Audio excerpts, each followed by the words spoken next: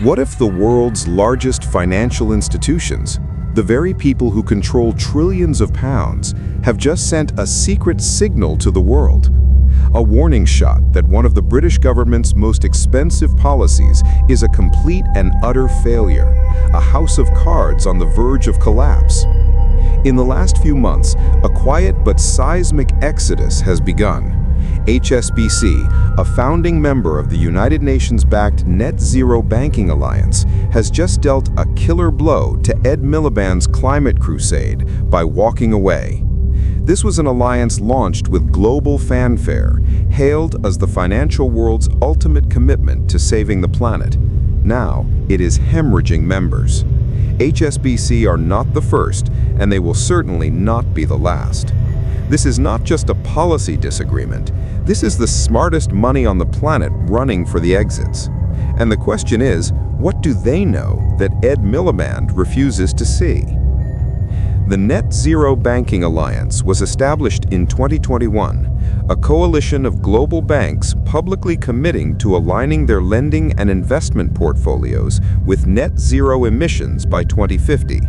It was presented as an unbreakable vow. But that vow has been broken. The facade is now crumbling in spectacular fashion. HSBC's departure is just the tip of the iceberg. They follow an astonishing list of financial giants who have already fled. Goldman Sachs, JP Morgan Chase, Bank of America, and Morgan Stanley have all withdrawn. Even Canada's 6 largest banks have performed a tactical retreat. These are not minor players. These are the institutions that power the global economy. They are walking away from the very climate targets that Britain's Energy Secretary, Ed Miliband, is forcing upon British households and industries at a cost of over £30 billion every single year. The evidence is overwhelming. The exodus is undeniable. So why is the British government the last one to get the message? To unravel what is really happening behind the headlines, we now turn to our senior analysts, John and Jane. Jane, what we are witnessing here is nothing short of a vote of no confidence in the entire net zero project, and it is coming from the people who understand risk better than anyone. The official line from HSBC is a masterpiece of corporate speak, something along the lines of, "We are focusing on our own climate targets." It is the corporate equivalent of saying, "It is not you, it is me," whilst their bags are already packed and in the taxi outside. The reality is, these banks have run the numbers and they have concluded that these UN-led targets are economically unworkable. They have realized that virtue signaling does not pay the bills. That is exactly right, John. We must remember the immense pressure these banks were under to join this alliance in the first place. Pressure from governments, from the United Nations, from activist groups. It was the fashionable, politically correct thing to do.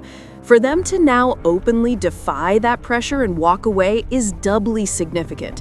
It tells you that the perceived risk of staying in the alliance has become greater than the public relations risk of leaving. They are caught between a rock and a hard place.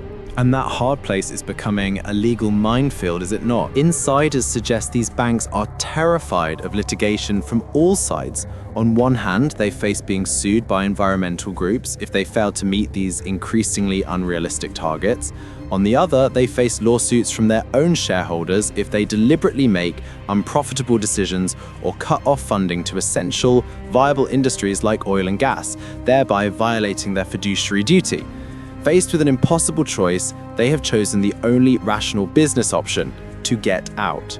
And this is the reality that Ed Miliband seems incapable of grasping. He still sees this as a simple morality play of good versus evil. He is operating from a purely ideological standpoint that is completely detached from the practical realities of economics, law, and global energy needs. It is almost a continuation of what we saw when he was leader of the Labour Party, a fundamental disconnect from the concerns of everyday businesses and people. He is building a policy framework based on aspirations, not on achievable realities.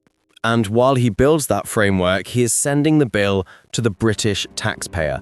The figures are genuinely shocking. As you said, over £30 billion a year. That is more than the combined budgets of the Home Office and the Ministry of Justice. So while people worry about crime on their streets, our government is spending more on climate experiments. It is not an abstract number. This is money that appears as green levies on your energy bills. It is the hidden cost behind the push to force people to scrap their perfectly functional gas boilers for £20,000 heat pumps they cannot afford. It is the reason people are being pushed towards electric cars before the charging infrastructure is even remotely adequate. And it is also the reason our industries are being sacrificed on the altar of net zero. We see plant closures and job losses in sectors like steel, manufacturing, and chemicals, industries that were once the backbone of this country. They are being destroyed because our energy costs are making them uncompetitive on the global stage. Ed Miliband talks about creating green jobs, but that has been shown to be a fantasy. A temporary construction job for a wind farm is not a replacement for a multi-generational career in skilled manufacturing. It is a cruel deception played on communities that are being hollowed out by these policies. The word deception is appropriate, especially when you look at the global picture. Miliband lectures us about our moral obligation while Britain contributes less than 1% of global emissions. Meanwhile, China, the world's largest polluter at over 30%, is treated not as a pariah but as a partner. They are building scores of new coal plants, laughing at the West's economic self-immolation. Mr. Miliband's policy is not just naive, it is actively damaging Britain's geopolitical standing. We are weakening ourselves economically, making us more vulnerable, while empowering regimes that have no intention of following our lead. In a way, John, these banks are simply saying the quiet part out loud. They are admitting what many scientists and engineers have been warning about for years. The technology to achieve these rigid 2050 targets without causing a complete collapse in living standards simply does not exist yet. The targets were a political statement, a utopian dream. The banks were willing to play along for a while, but reality is now sending invoices that can no longer be ignored. They are pragmatic. They have to be. So what happens next? This exodus is not over. More banks and financial institutions are expected to follow. At what point does the Prime Minister step in and admit that his Energy Secretary's flagship policy is unraveling? At what point do they concede that a course correction is not just necessary, but essential for the nation's economic survival? Or will they continue to ignore the evidence, plug their ears, and sail on, convinced that they're the captain of a great crusade, even as the ship is taking on water and the most valuable passengers are jumping overboard?